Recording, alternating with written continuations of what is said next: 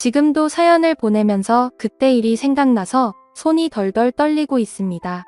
그리고 제가 전생에 무슨 죄를 지었나? 그래서 이렇게 마음의 벌을 받는 건가 고민하고 눈물을 흘리며 찢어질 것 같은 가슴을 부여잡으며 이 사연을 보냅니다. 저는 시골로 귀향했었던 50대 남자입니다.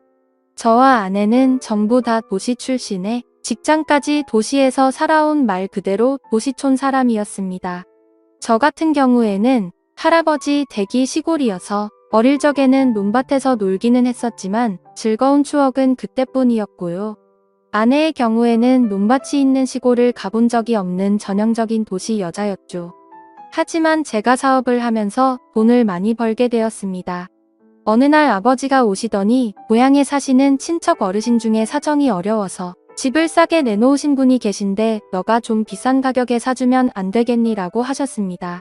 아버지의 부탁이고 제 기준에서는 비싼 가격도 아니었기 때문에 그냥 제가 그 집이랑 주변 땅을 사뒀습니다. 그때만 해도 아버지의 체면을 위해서 사둔 거지 전혀 관심은 없었습니다. 그렇게 아무 생각 없이 말하고 잊고 지냈습니다. 근데 50대 넘어서니까 자식은지 혼자 큰 줄 아는지 반항이나 하고 게다가 제가 하는 사업이 지금은 휘청거리면서 경제적으로 힘들어지더군요. 그래서 여기저기 지인들에게 부탁을 했지만 아무도 도와주질 않는 겁니다. 제가 잘 나갈 때는 간쓸게도 빼줄 것 같던 사람들이, 그리고 제가 그토록 도와줬던 사람들이 제가 어려워지니까 안면을 싹 바꾸는데 괜히 사람이 미워지더군요. 자식이 싫어지고 사람이 미워지니까 아무래도 도시 속 사람이 두려워지니까 떠나고 싶어졌습니다. 그냥 아무도 모르는 곳에 가서 머리를 식히고 싶더군요. 그래서 아내에게 어디 한적한 시골 마을에 가서 살고 싶다고 했더니 아내가 옛날에 지방에 사둔 땅이랑 집이랑 있잖아요. 거기서 있으면 어때요? 이러는 겁니다. 사업을 하느라 전혀 신경도 안 썼는데 아내의 말에 그제야 떠올라서 바로 시골로 내려왔죠. 여전히 시골은 시골이더군요. 하지만 오히려 그게 마음에 쏙 들었습니다. 그래, 아무도 모르는 동네에 가서 마음 정리 좀 하고 살자는 생각이었습니다. 그래서 저 혼자 일단 시골에 내려왔죠. 아내나 아이는 일단 서울에서 살고 있었고요. 제가 와서 시골집을 좀 정비하고 있으니까 동네 어르신들이 오셔서 이것저것 묻더군요. 그래서 친절하게 설명을 했습니다. 그랬더니 어르신들은 여기 청년회랑 마을 발전회가 있는데 언제 한번 들러봐라고 하더군요. 아무래도 시골 정서를 조금 알기 때문에 저는 동네 어르신들이랑 청년회 분들에게 급진이 되었죠. 말이 청년회라고 연세들이 저보다 적게는 10년 많게는 20년 가까이 더 많은 분들이었으니까요. 나름 대접을 꾸준히 하고 동네 봉사활동에 어느 정도 참여했더니 동네 어르신들이랑 청년회 형님들도 저를 마을 사람으로 인정해 주시더군요. 그리고 친해진 뒤에 술자리에서 이런저런 이야기를 하면서 보니까 청년회 형님들 중에는 햇볕에 그을리고 옷을 후줄근하게 입어서 늙어 보이는 것뿐이지 몸이 저보다 다 건장하고 근육이 넘치는 분들이 많으셔서 놀랐습니다.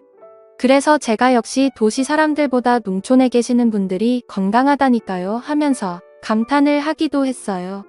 그 이후로는 일사천리였습니다.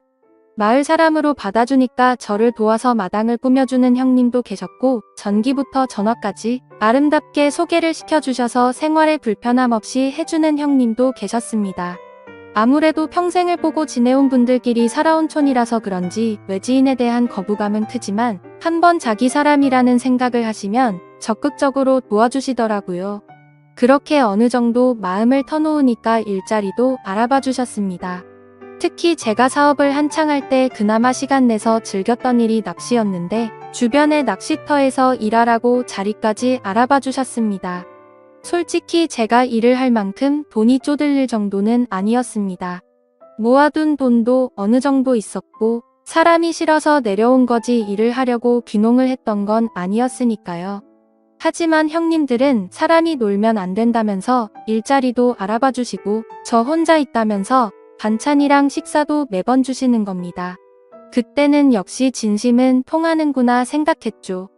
그 후에 아내랑 아들도 가끔 시골로 내려와서 시간을 보냈고 저는 있는 돈 없는 돈 끌어모아서 낚시터를 인수해버렸습니다. 개벌은 난 못 준다고 사업하는 버릇이 남아서인지 이리저리 홍보도 하고 낚시터 관리를 열심히 했더니 나름 인기 있는 낚시터가 되더군요. 이젠 일도 익숙해지고 마을 사람들과 호영호재하면서 친해지니까 아내를 시골로 불러도 될 것 같았습니다. 아이도 대학에 들어갔고 어차피 떨어져 지는 시간도 꽤 됐고 이만하면 전원 생활을 누리면서 지친 몸과 마음을 치료하면 되겠다라는 생각이었습니다. 그 말에 아내도 흔쾌히 응해줬어요. 그래서 아내는 대학 기숙사에 들어간 아이를 두고 서울에 있는 걸 모두 정리한 채 시골로 내려와 저와 함께 전원 생활을 시작했습니다. 처음에는 아내가 굉장히 즐거워하더군요. 낚시터에서 같이 일도 하고 가끔 드라이브도 가고 텃밭도 가꾸면서 지냈습니다. 매일매일이 저에게는 소중한 날들이었고 기쁨이었죠. 근데 아내는 점점 활기를 잃어가고 짜증만 내는 거예요. 아침에 낚시터 관리하는 것도 이제는 지겹다.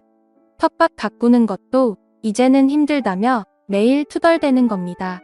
처음에는 달래도 보고 도심지로 나가서 쇼핑도 시켜줬건만 아내의 기분은 도무지 풀릴 기분이 아니더라고요. 아무래도 도시에서 자라서 도시에서 50년 가까이 살았으니 충분히 이해는 됐지만 이제는 늙어 죽을 때까지 흙냄새 맡으며 살아야 하는데 자꾸 우울해하니까 답답하더라고요. 그래서 하루는 아내에게 당신 뭐가 불만이야? 서울로 다시 가고 싶어라고 물으니까 그건 또 아니랍니다. 그래서 다시 아내에게 이젠 여기가 제2의 고향이야. 난 다시 서울로 가고 싶어도 갈 수 없어. 불편한 건 좀 있겠지만 조금만 참자 제발 이렇게 통사정을 했죠. 아내도 그러겠다고 대답은 하더군요. 너무 힘들어서 주변 어르신들과 청년 형님들에게 이야기를 했더니 그런 일들이 예전부터 쑥도록 했다면서 특히 청년 형님 중 한 분은 우리가 너무 무신경했네. 재수씨가 좀 쑥스러워하길래 일부러 동네 적응하라는 뜻으로 말도 안 걸고 그랬는데 이참에 마을 잔치라도 한번 열어줘야겠어? 이러는 겁니다. 저는 괜찮다고 급부사양했는데도 시골 인심이란 게 아무래도 통이 크다 보니까 정말 마을 잔치가 돼버렸습니다. 돼지 한 마리 잡는 수준까지는 아니지만 그래도 고기도 좀 삶고 반찬도 준비하고 동네 어르신들이랑 형님들 그리고 여러 아주머니들이 제 아내만을 위해서 전부 나서서 잔치 같은 환영식을 열어줬죠. 처음에는 쑥스러웠던 아내도 그날은 굉장히 즐거워 보였어요. 술도 한잔하고 마을 사람들하고 친해지니까 아주 생기가 돌아 보였습니다.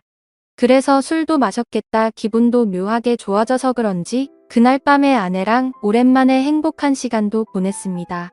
이제부터 모든 게 잘 풀릴 거라 생각했습니다. 아내도 예전보다는 기운을 좀 차린 것 같더고요.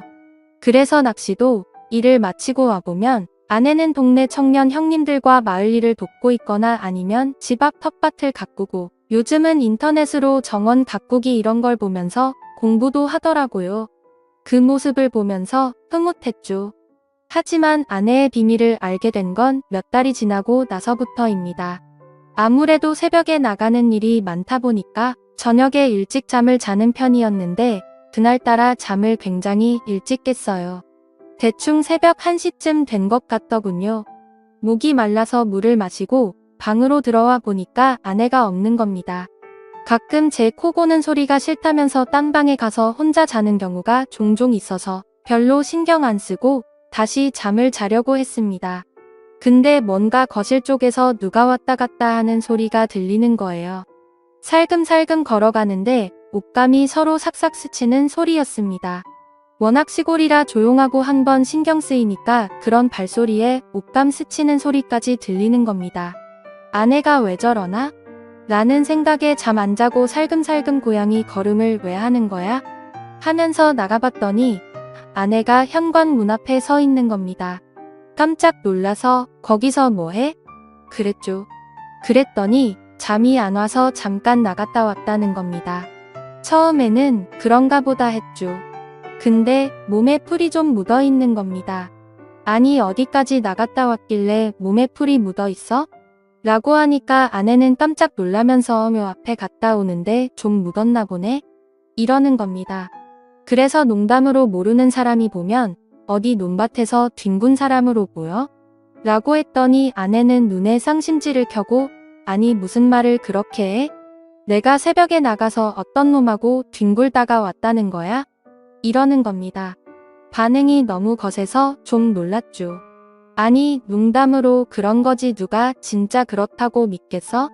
그 말에 아내는 상당히 기분이 나쁘다는 투로 당신 나한테 그런 말 하지 마. 엄청 기분 나빠 이러면서 다른 방으로 들어가서 잠을 자더군요. 그때만 해도 거참 별거 아닌 것 같고 엄청 화를 내네? 라고 생각했습니다. 그 이후로 그 일은 잊고 지낼 정도로 바쁘게 살았습니다. 낚시터 관리하고 서울에서 지인들의 도움으로 다른 일도 벌이게 되니까 한 달에 며칠은 서울로 올라갔다 내려오기도 하고 귀농을 한 이후로 뭔가 일이 잘 풀려가더군요. 아무래도 몸도 마음도 안정이 돼서 그런가 보다라고 생각했습니다. 그날은 서울에서 회의가 늦게 끝나서 아침 일찍 내려갈까 하다가 그래도 잠은 집에서 자려고 새벽쯤에 시골집에 도착을 했죠. 문을 열고 들어가니까 아내는 자고 있더라고요. 근데 주방에 누군가랑 술을 마신 듯이 어지럽혀져 있고 낌새가 좀 이상한 겁니다. 도대체 누굴 데리고 와서 술 마신 거야? 라는 생각이 들더군요. 제가 좀 깔끔을 떠는 성격이라 피곤해도 술병이랑 안주 널브러진 것은 치우고 자야 했거든요. 그래서 이것저것 치우는데 의자에 못 보던 열쇠 꾸러미가 있는 거예요. 보아하니까 바지 허리춤에 채우는 창고 열쇠 꾸러미였습니다. 이게 왜 여기 있지? 누구 거지? 궁금하더군요. 그래서 다음날 아침에 아내에게 열쇠 이야기를 꺼내니까 어제 청년의 형님이 오셔서 간단하게 맥주 한잔 했어. 그게 뭐 잘못됐어? 이러는 겁니다. 마을 사람이 우리 집에 올 수도 있고 맥주 한잔 나눌 수도 있겠지만 열쇠까지 떨어뜨리고 갈 정도로 정신이 없었다는 게 이상한 거죠. 농사일을 해보신 분들은 알지만 농사와 관련된 열쇠나 농기구들은 기가 막히게 챙기거든요. 그래서 열쇠 꾸러미를 들고 청년의 형님 집으로 가고 있는데 동네 할머니 한 분이 오시더니 거 요즘 한 사람 소문 안 좋아? 이러는 겁니다. 그래서 제가 무슨 말씀이시냐고 자꾸 여쭤보니까 동네 남자들하고 그렇고 그런 사이라는 소문이 있어. 마누라 간수 잘해. 라는 거예요. 이게 무슨 소리인가 싶더라고요. 동네 남자들이라니요. 그래서 계속 여쭤봐도 할머니는 본인도 그냥 노인회관에서 주워들었다는 겁니다. 남자들끼리 이번에 새로 귀농한 집 아줌마 밤에 몰래 가면 만날 수 있다는 이야기를 술자리 안주 삼아 했다는 거예요. 순간 눈이 뒤집히더군요. 어떤 정신 나간 놈이 이런 헛소문을 퍼뜨리나? 하여 청년회 마을 남정네들을 다 잡아다가 취조를 하고 싶었는데 열쇠 꾸러미가 자꾸 마음에 걸리더군요. 그래서 청년의 형님을 찾아가서 슬쩍 떠볼 겸 이야기를 흘렸죠. 형님 아내가 열쇠 주라고 하던데요. 그 형님도 아무렇지 않은 듯이 웃으면서 열쇠를 받길래 제가 한마디 쓱 했습니다. 어제 우리 집에서 술 한잔 하셨다면서요. 술만 드신 거예요? 그랬더니 청년의 형님은 인상을 확 쓰면서 도대체 뭔 대답이 듣고 싶어서 이러냐며 집으로 돌아가는 겁니다. 뭔가 좀 캥기더군요. 평상시 같으면 이런 말에 미주알 고주알 끼어들고 설명하기 좋아하는 양반인데 정색을 하며 들어가는 폼이 아무래도 수상했습니다. 그래서 일부러 모르는 척 며칠을 보냈죠. 그 하루하루가 정말 고통스럽더라고요. 너무나도 궁금했고요. 그래도 꾹 참았습니다. 제 눈으로 증거를 찾고 싶었으니까요. 그런데 드디어 그날이 왔습니다. 그날도 새벽쯤에 자는 척 하던데 아내가 어디론가 나가더군요. 자는 척 하다가 몰래 쫓아 나가봤습니다. 청년회 형님이기만 해봐. 둘 다 아작을 내버릴 거니까 라는 생각에 뒤를 쫓아갔죠. 그런데 새벽 이슬 맞고 아내가 찾아간 곳은 논밭 근처에 있는 허름한 비닐하우스였습니다. 농사를 짓는 곳은 아니고 마을 공용 창고같이 농기구를 저장해놓고 쉬는 공간으로 활용을 하는 곳이었거든요. 순간 망치로 머리를 맞은 기분이더라고요. 그래서 몰래 안을 들어가서 안쪽을 봤습니다. 누굴까? 어떤 놈일까?